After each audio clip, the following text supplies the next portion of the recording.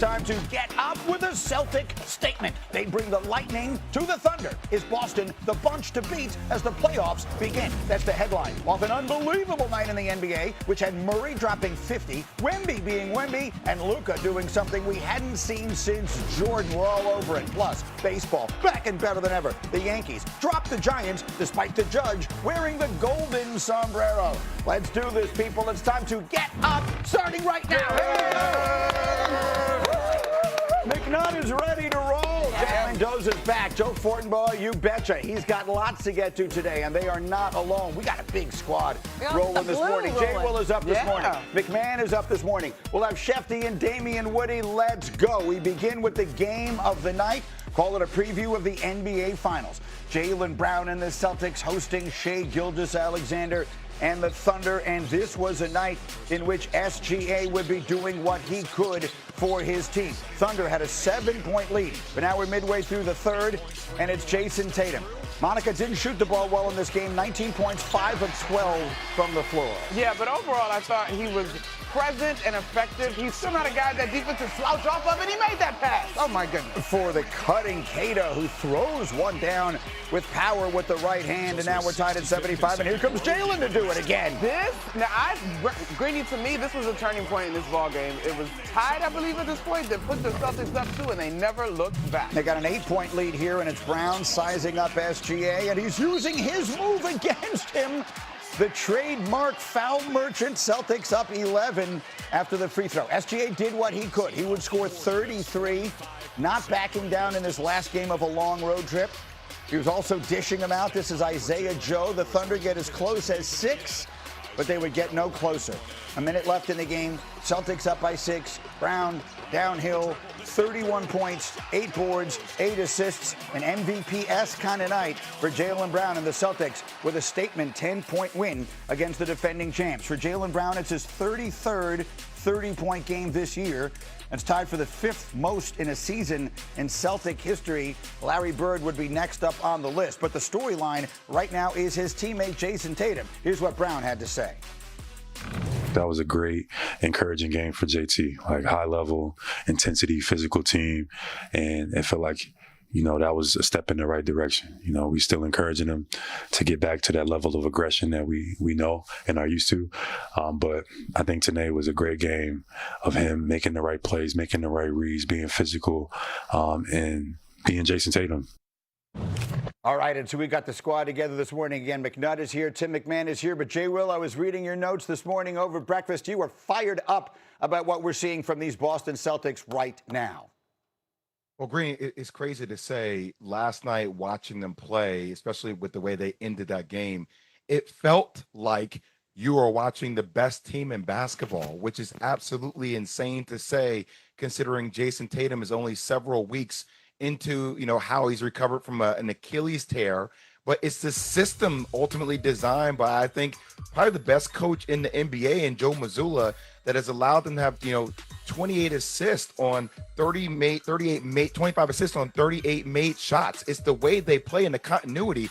And with Jason Tatum back in the lineup, they're just a matchup nightmare. Jaylen Brown playing at an MVP-like style. I know we're getting towards closing time, but it felt like you were watching the best team in the NBA last night. Tim McMahon, you agree? I'm not quite ready to say the best team in the NBA, but I think they just beat the best team in the NBA. The Celtics are no question a serious championship contender. For them to be the number 2 seed with Jason Tatum missing most of the season, you have to respect it. You have to be impressed with it. They've got a system. They've got stars. And, what we're seeing is Jason Tatum rounding into form. If he's close to peak form come playoff time, look out. Yeah, and let's dispel, Tim, just quickly. The people seem to be making a big deal about him not shooting the ball well. And we were talking about this morning before we came in here. When you consider how long he was out, the injury he was out with, and how long he hasn't been back yet, what level of concern do you think people should have right now in late March? Stop sweating small sample size shooting numbers from a dude fresh off a freaking 10-month Achilles rehab. They don't need Jason Tatum at his best or close to it in March. They need that guy in May. And, as Jason Tatum said, he did a lot of things well last night. Rebound, distribute, attack. And honestly, he knocked down shots last night, 3 of 6 from three-point range.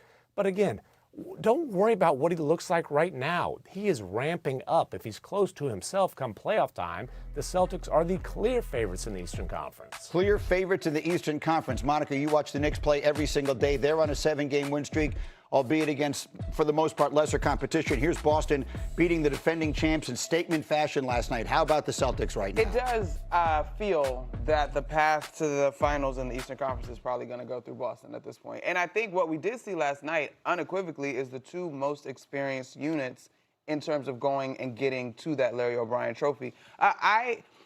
Jay, are you okay? Like, you're in a room that we can't identify. Like, blink if you're all right. Because I lost sound and I just heard you come back on the screen. I don't know what's going on, but I'm ready, Monica. My hands are ready. Today's date. We know it's actually you. Right, because you came in real hot, my guy. Don't get me wrong. I'm watching last night and I'm like, wow, this could be the finals for sure.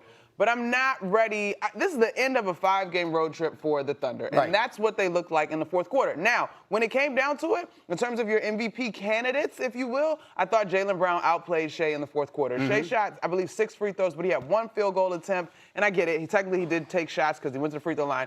But it wasn't the level of aggressiveness you're accustomed to seeing from him. I'm going to stand up for my man, Jay Williams, who I can confirm is not being held against his will somewhere. All is well. Here's the deal, Jay. I'm completely with you. This is a team that has been without a top 5, an all-NBA first-team player for the entirety of the season. They are sitting right there near the top of the standings. They are working him back into shape. They have championship pedigree. They have a coach who I agree with you is demonstrating himself to be among the elite coaches in the game, and they figure only to get better as Tatum gets worked in more and more. I'm completely on your side. To me, right now, if I had to bet the palatial estate on one team this minute, Jay, I think I would bet it on Boston.